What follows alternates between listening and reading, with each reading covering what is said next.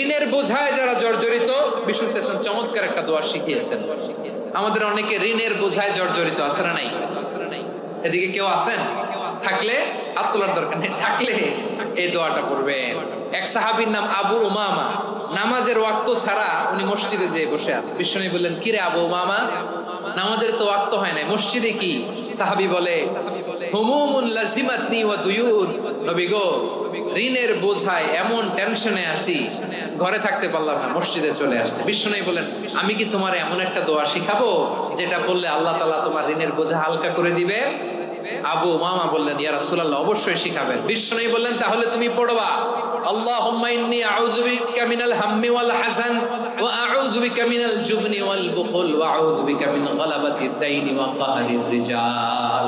ও আল্লাহ, তোমার কাছ থেকে দুশ্চিন্তা থেকে পানাহ চাই, কৃপণতা, ভীরুতা, অলসতা, কার্পণ্যতা, এই সব কিছু থেকে, মানুষের কঠোরতা, আমার উপর মানুষের আধিপত্য এবং ঋণের বোঝা থেকে পানাহ চাই।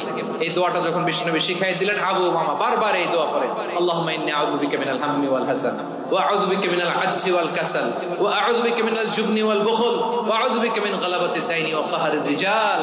আবু উমামা বলে, এই দোয়া আমি পড়তে লাগলাম আর পড়তে লাগলাম, কিছুদিন পরে দেখা গেল বিষ্ণু নবীর শেখানো এই দোয়ার বদৌলতে আল্লাহ তাআলা আমার সব ঋণ পরিশোধের ব্যবস্থা করে দিয়েছেন। পড়বেন পড়বেন পড়বেন।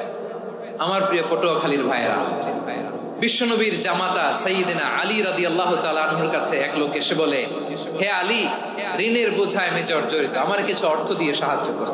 সাইয়্যিদিনা আলী রাদিয়াল্লাহু তাআলা আনহু বললেন, আমি কি তোমারে এমন একটা দোয়া শিখাবো যেটা বিশ্বনবী আমাদের শিখিয়েছেন? এই দোয়া যদি তুমি পড়ো, লাউ কানা আলাইকা মিসলু জাবালিন কাবীরিন দাইনান আদাল্লাহু আনকা, পাহাড় পরিমাণও যদি ঋণের বোঝা হয়, আল্লাহ এটা পরিশোধের ব্যবস্থা করে দিবেন।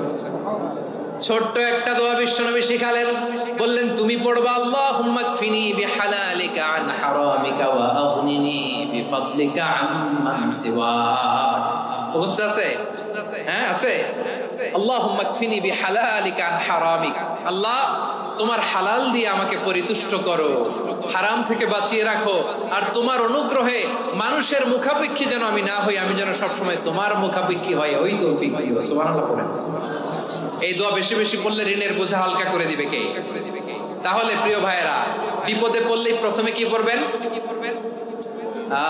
পটুয়াখালী ভুইলা গেছে, বিপদে পড়লেই প্রথমে ইন্না লিল্লাহ কি বলে নিজেকে আল্লাহর কাছে সঁপে দিতে হয়? হাসবুনাল্লাহ। চরম বিপদে দেয়ালে পিঠ থেকে গেছে, তখন লা ইলাহা ইল্লা আনতা সুবহানাকা ইন্নী কুনতু মিনাজ জালিমিন। এরপরে